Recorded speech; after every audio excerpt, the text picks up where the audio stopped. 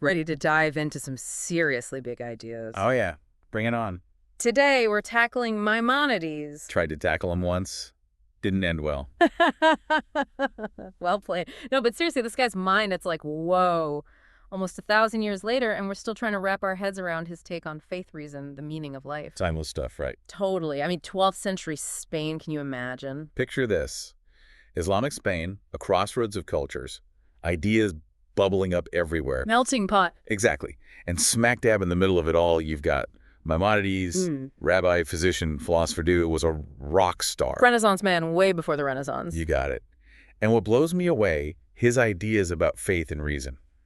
They still hit home today, even in our crazy data-driven world. It's like he was way ahead of his time. Light years ahead. Okay, so picture this. Yeah. 12th century Spain.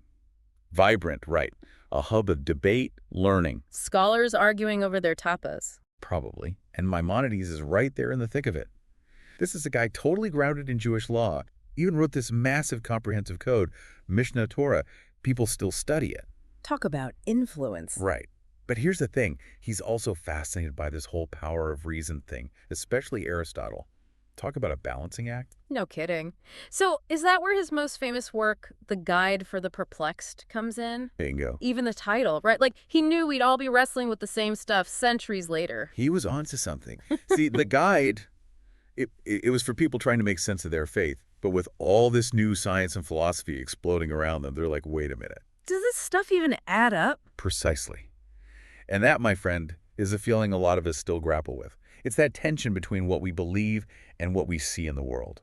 Maimonides gets it. It's like he's saying, hey, there's something deeper here. We just got to figure out how it all fits, right? Right. And that's where Maimonides really shines, because he doesn't just drop these complex ideas on us. He finds ways to make them relatable. He's got the magic touch, doesn't he? And speaking of making things relatable, we can't not talk about the castle analogy. It's classic Maimonides. Right. So good. Okay, picture this. A magnificent castle, almost magical. Okay, I'm picturing it. Now, some people, they're content just to admire it from a distance. Maybe they've heard stories about how amazing it is inside. The castle has good PR. Exactly. And then you have those who, they get a little closer. Maybe they even peek through a window or two because they're a little bit curious. But that's as far as they go. Right. But then you have this other group, this small group. They are driven to understand this castle. Like it's all they can think about. They want to unlock its secrets. They've caught the castle bug. Totally. They devote themselves to exploring it, patiently studying it bit by bit. And slowly, they edge closer and closer to the heart of the castle. Okay, so I'm guessing the castle here is God. You got it. And the closer we get through study, through contemplation, through really wrestling with the big questions of life, the more we understand. But it's not just about reaching some final destination, right? It's about the journey itself. You're picking up what I'm putting down. It's about that striving, that constant seeking, always deepening our knowledge, always strengthening our connection with the divine. The journey is the destination, as they say.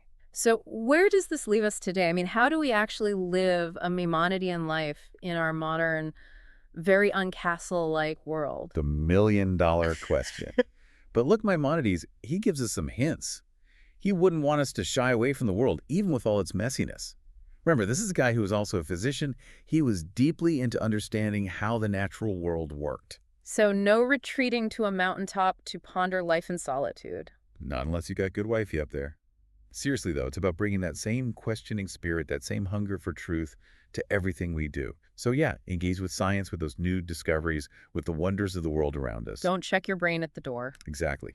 Let those things coexist. Let them inform each other, even enrich each other. Finding that sweet spot, that balance between what we're learning about the world around us and what we believe deep down. You got it. And here's another key thing about Maimonides. For him, ethical living wasn't just some side dish to a religious life. It was the main course.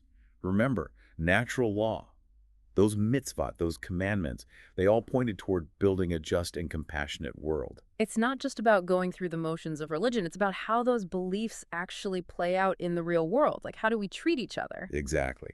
It's about asking ourselves, how can I contribute to a more just world? How can I show kindness even when it's tough?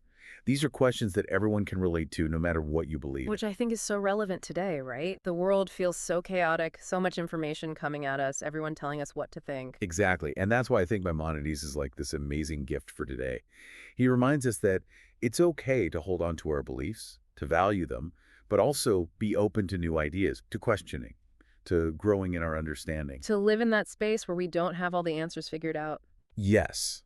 And to be okay with that, to even embrace it. And, remember how we were talking about the highest form of human existence being that intellectual contemplation thing? Yeah. That doesn't mean we all need to become scholars, Yeah. right? But it does make you think about the power of just hitting pause sometimes, Yeah. just creating space for reflection.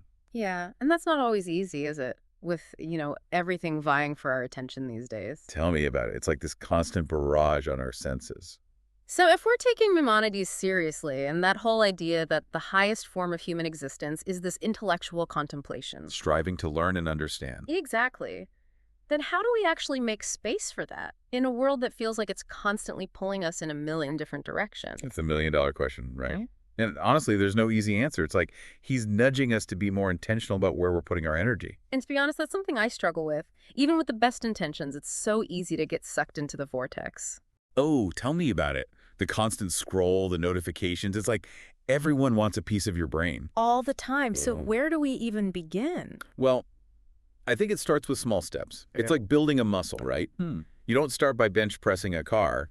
You got to work your way up. Building those muscles of reflection, I like that. Right. And those muscles, they help us be more present, more aware of what's actually important.